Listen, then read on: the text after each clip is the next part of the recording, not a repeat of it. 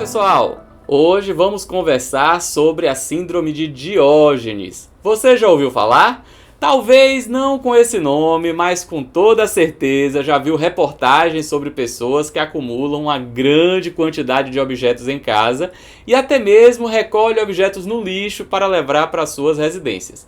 Existe até uma série famosa que estreou no IE em 2009 chamado Acumuladores Compulsivos. Você já assistiu? Na classificação mais atual, estamos falando aqui do DSM-5 de 2013, não existe uma categoria específica para a síndrome de Diógenes. O que mais se aproxima seria a desordem de acumulação. Vamos então falar um pouco sobre esse quadro extremamente complexo e de difícil tratamento? Antes de continuar com esse vídeo, não deixem de se inscrever no canal, dar o like e compartilhar com seus amigos. Essas ações ajudam para que o vídeo seja divulgado ao maior número de pessoas. Caso tenham alguma dúvida ou sugestão para o tema, podem escrever comentários aqui embaixo. Vamos ter o maior prazer em responder. Vamos então falar um pouco sobre a síndrome de Diógenes? Vamos lá então! Antes de mais nada, por que síndrome de Diógenes? Quem deu essa ideia e quem afinal foi o Diógenes?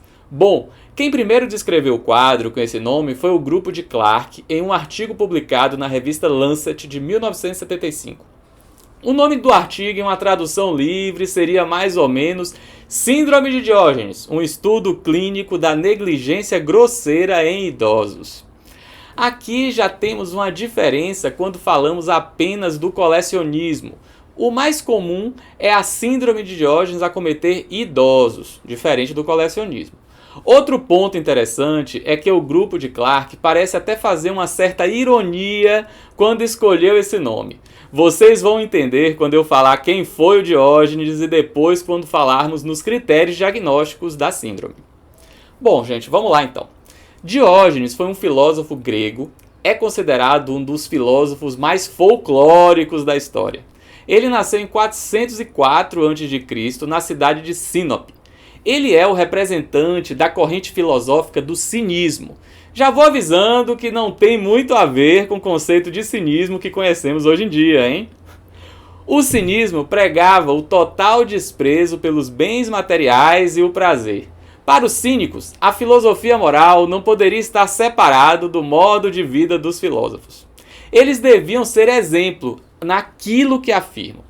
Já quando falamos que alguém é um cínico, estamos falando que ele seria um hipócrita, muitas vezes com atitudes sarcásticas diante do mundo. Existem alguns temas definidos por Diógenes que seriam extremamente relevantes nos dias de hoje, como a igualdade entre os gêneros e a liberdade sexual. Quero trazer para a lembrança que estamos falando de mais de 2.500 anos atrás. Mais atual impossível, não é, pessoal? Muito mais o comportamento folclórico do Diógenes, que provavelmente fez com que o grupo do Clark se lembrasse desse antigo filósofo grego. Diógenes vivia nas ruas e fazia da pobreza extrema uma virtude. Seus bens eram uma túnica, um cajado e uma tigela. E ele morava em um barril. Uma das passagens da vida de Diógenes afirma que ele andava com uma lamparina quando perguntaram o porquê. E ele falava que estava procurando um homem honesto. Acho que estamos procurando até hoje aí, hein? É aqui um ponto que mostra uma realidade diametralmente oposta aos pacientes com síndrome de Diógenes. Nesse grupo de pacientes, temos uma tendência a colecionar objetos aparentemente sem valor, enquanto o filósofo não tinha qualquer apego nos bens materiais.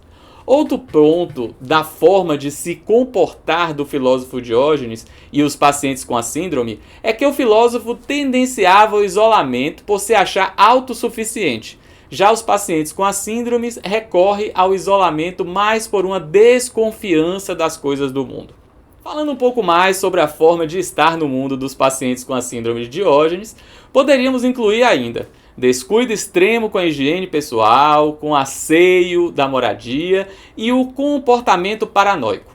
Não podemos esquecer da tendência ao isolamento e o acúmulo de objetos. Algum de vocês aí que estão me escutando conseguiram lembrar de alguém? Talvez aquele vizinho, amigo ou parente que sempre chamou demais a sua atenção. Caso lembrem de algum exemplo, podem escrever nos comentários. Vai enriquecer a experiência de vocês ao assistirem esse vídeo. Um ponto, ainda falando do quadro clínico, é a falta de insight sobre a forma de comportamento. Quando eu falo insight, é quando o paciente reconhece que esta maneira de estar no mundo é extremamente prejudicial para ele e para outras pessoas que convivem com ele. É aqui o ponto que dificulta qualquer forma de tratamento desses pacientes. Vamos seguir que vocês vão entender um pouco mais sobre isso. Quando se analisa populações acima de 60 anos, podemos encontrar 5 casos a cada 10 mil pessoas. Esta condição acomete indivíduos de qualquer classe social e ambos os sexos de nascimento.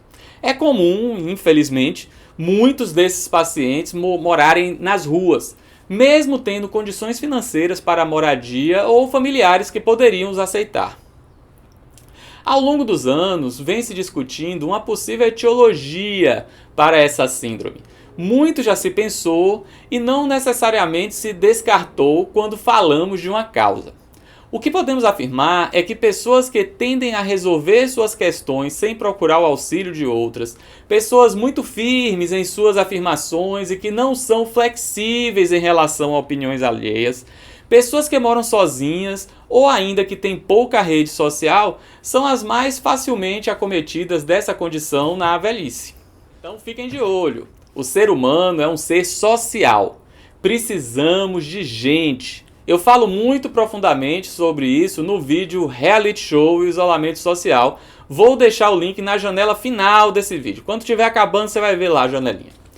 Continuando aqui com a síndrome de Diógenes, mais precisamente com sua etiologia, várias foram as possíveis causas para ela, como uma manifestação final de quadros demenciais, estágios finais de algum transtorno de personalidade, mais precisamente o obsessivo-compulsivo, estágios mais extremos do transtorno obsessivo-compulsivo, esquizofrenia e até acidente vascular cerebral.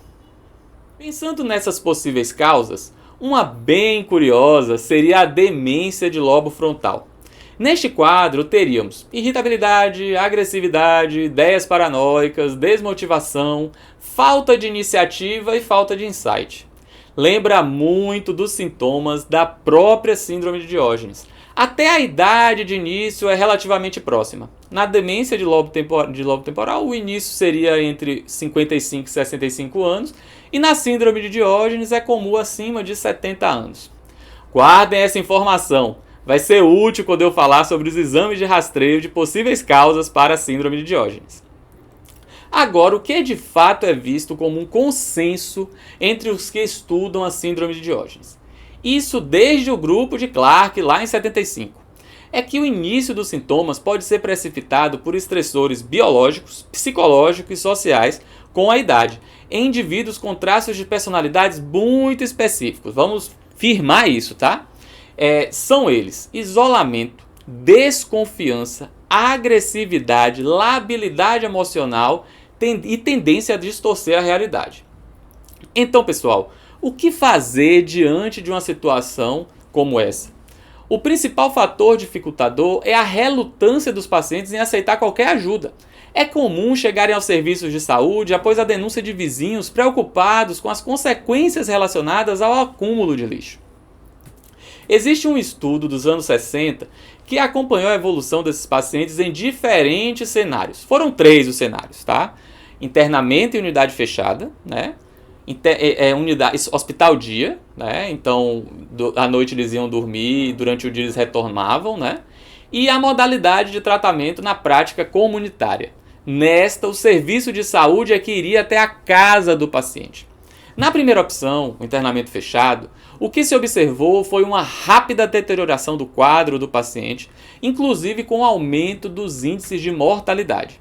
A segunda opção, o hospital dia, a adesão do paciente foi muito baixa. Eles simplesmente não iam no serviço, mesmo que o serviço fosse até a casa deles para buscá-los. Eles simplesmente se recusavam a sair de casa. Foi na modalidade de trabalho na comunidade que se observou o melhor resultado. Ainda mais quando era o mesmo profissional que visitava esses pacientes e os ajudava nas tarefas do dia a dia. É importante frisar que o internamento involuntário ficaria restrito aos quadros mais graves e pelo menor tempo possível. Esse resultado positivo no acompanhamento na casa do paciente com a síndrome de Diógenes foi validado em outros trabalhos, no de Clark em 75 e no Kuhn e Ahmed nos anos 90. Para ir finalizando, pessoal, é muito importante falar sobre o conceito de síndrome e do porquê é preciso realizar uma série de intervenções para tentar identificar uma determinada causa. A principal diferença entre síndrome e doença é que geralmente as causas da doença são conhecidas, enquanto a síndrome, por ser uma reunião de diferentes sintomas, não se sabe exatamente qual é a causa. É a situação da síndrome de Diógenes. Vocês lembram da quantidade de causas possíveis que falei há alguns minutos? É por isso que precisamos fazer uma investigação ampla e séria sobre uma possível etiologia. Isso pode ser a grande diferença na evolução do quadro. Algumas das recomendações são avaliação psiquiátrica, avaliação clínica, avaliação cognitiva, exames complementares de rotina, avaliação neurológica e exames de imagem do crânio. Isso para tentar rastrear. Era isso, pessoal, que eu gostaria de falar para vocês. E o recado desse vídeo de hoje vai para você que tem alguém parecido com isso que estou falando. Essa pessoa precisa de ajuda e não de punição ou desrespeito. Tenham todos um ótimo dia e não deixe de se inscrever no canal, dar o like e compartilhar com seus amigos. Caso tenha alguma dúvida, basta escrever nos comentários que teremos o maior prazer em responder. E se tem alguma sugestão para outros vídeos, também escrevam, nós vamos ler. Um forte abraço a todos e tchau, tchau para vocês!